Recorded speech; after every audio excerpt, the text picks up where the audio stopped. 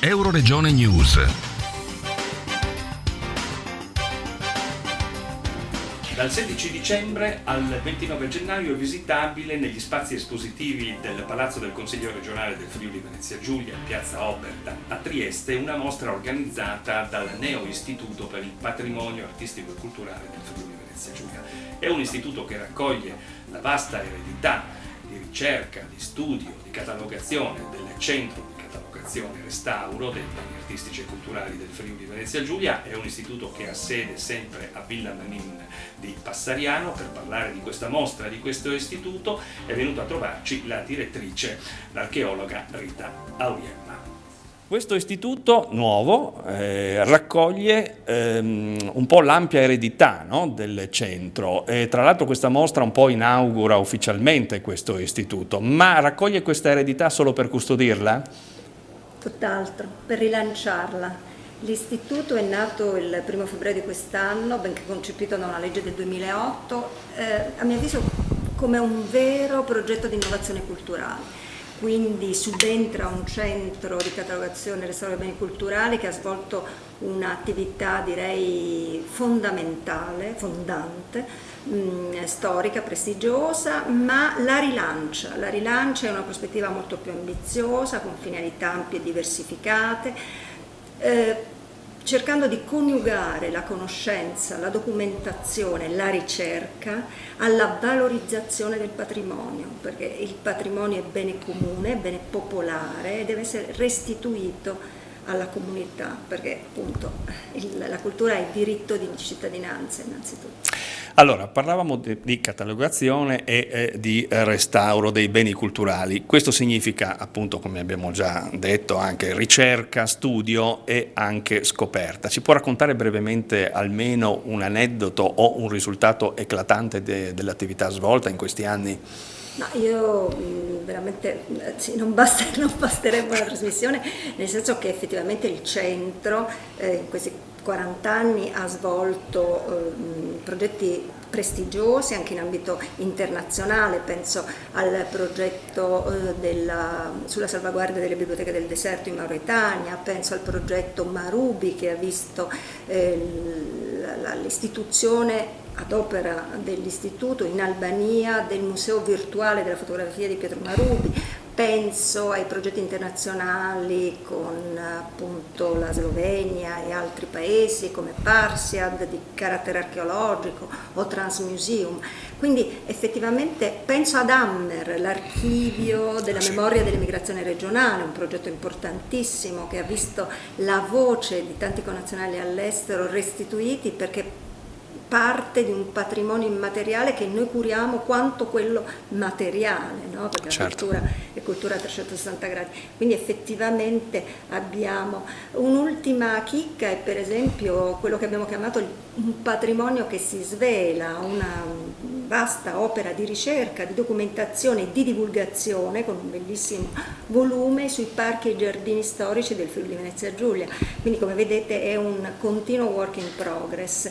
Tutto parte da un elemento, diciamo, dal nucleo fondante che è il sistema informativo regionale, il SIRPAC così chiamato, del patrimonio culturale, cioè l'enorme banca dati, oltre 306.000 schede, records, agganciate ad una carta, no, del territorio regionale, un WebGIS, che descrive, che georeferenzia e permette di visualizzare tutto il patrimonio culturale, la carta dei beni della regione. Ok, allora come è organizzato questo istituto in breve? Dunque, l'istituto è ormai ente autonomo, vigilato dalla regione, e quindi ha una serie di ambiti strategici che noi abbiamo tentato di rappresentare e di raccontare sul nuovo sito che presenteremo proprio in occasione della mostra, il nuovo portale, all'interno del quale si trova appunto il sistema informativo, la carta e la carta dei beni culturali. è da lì che parte un po' tutta la nostra attività e che poi prende varie vie, appunto quella dell'archeologia, della scuola del restauro, dei progetti internazionali, delle consulenze e delle reti. Noi lavoriamo con i musei, gli ecomusei, le mediateche, le fototeche, le biblioteche e gli archivi, prestiamo i nostri servizi e la nostra consulenza, quindi le attività strategiche sono veramente a 360 gradi. Parliamo di sfide, quelle imminenti, quelle un po' più proiettate sul lungo periodo.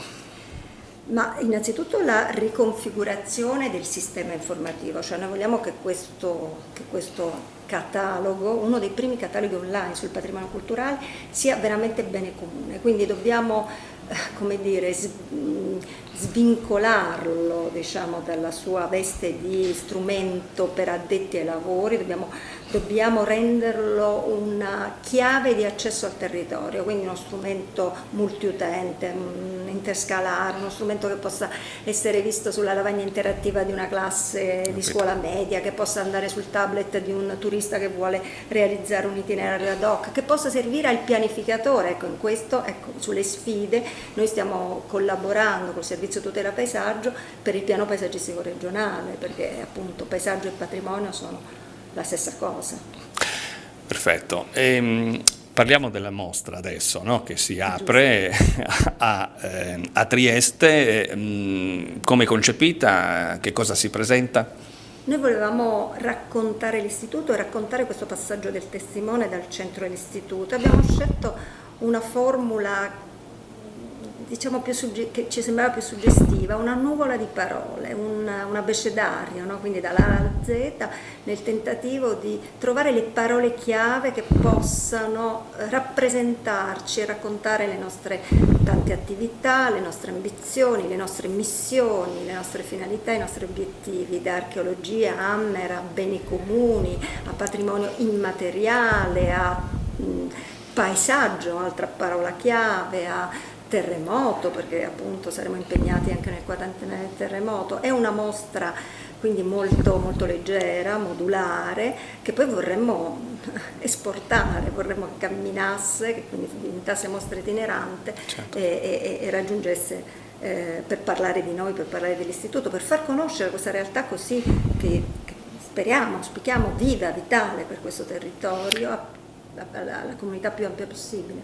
Una mostra che lascia traccia di sé, perché c'è un catalogo che lei ovviamente consiglia. Sicuramente tutti coloro che vedranno la mostra avranno il catalogo che riprende questi temi, appunto in modo che il visitatore possa poi portarli con sé.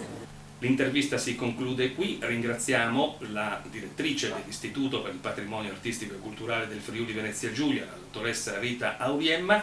Vi ricordiamo che la mostra, che riguarda l'istituto e le attività del centro di catalogazione, dal quale questo neo-istituto deriva, è visitabile nelle sale del Palazzo del Consiglio regionale del Friuli Venezia Giulia fino al 29 gennaio. Questi sono gli orari, dal lunedì al giovedì, dalle ore 9.30 alle 12.30 e dalle 14.30 alle 17.30, e il venerdì dalle ore 9.30 alle ore 13. Un saluto a voi tutti.